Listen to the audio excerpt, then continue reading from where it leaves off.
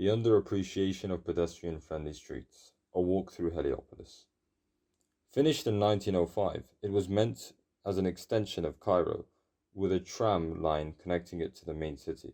Built as an investment, most of the funding came through Baron Empire. Originally, Heliopolis consisted of aristocrats and shops that served our needs, with walkable streets filled with landscape. As time went on, the middle class replaced the majority of the aristocrats.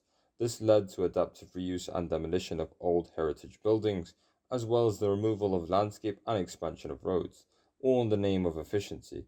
In other words, quantity became much more important than quality as time went on. Now that we have caught up to Heliopolis' history, on to our main theory, Jane Jacobs' urban design theory, consisting of 4 elements: diversity, short city blocks, variety, and attraction. These shall be explained as we go along, and be used as a template to compare the sustainability of the old and new urban states of Heliopolis. Number 1. Diversity.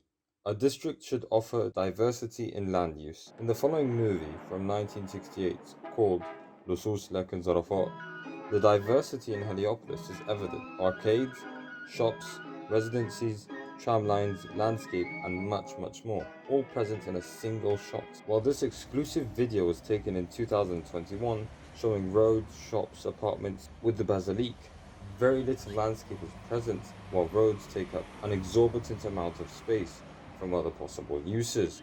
Number 2. Short city blocks. The goal of short city blocks is to provide more streets and alternative walkable routes. The movie Washada al-Khaliya shows an apartment building relative to human scale that allows for vertical interaction compared to towers with 10 floors with very little connection, that combines with the expanded roads to give users a very vulnerable and disconnected experience while walking through the streets. Number 3. Variety. Buildings should have variety in forms, age, and economic activity. Another scene from Lusus Lakin Zarafat, we witness the liveliness of the street along with a plethora of elements, all proportionally scaled, inviting various user types to socialize and interact. In contrast to previously mentioned comparisons, Heliopolis' modern counterpart shows towers of all shapes and functions, with the presence of some light landscape, roads, bridges, and retailers, creating just as much variety as the past, even if it is out of scale. Number 4. Attraction.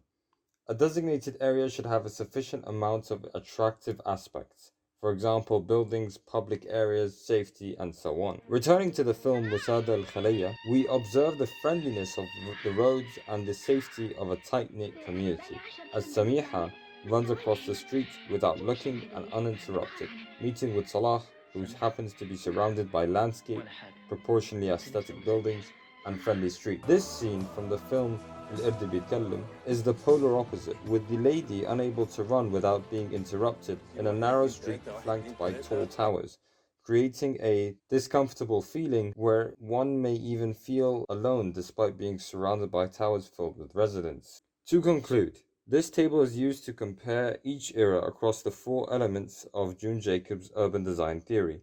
As you can see, the urban sustainability is on a downward curve overall, leading us to recommend a change in the recent developments of Heliopolis for long-term lasting success in its urban fabric.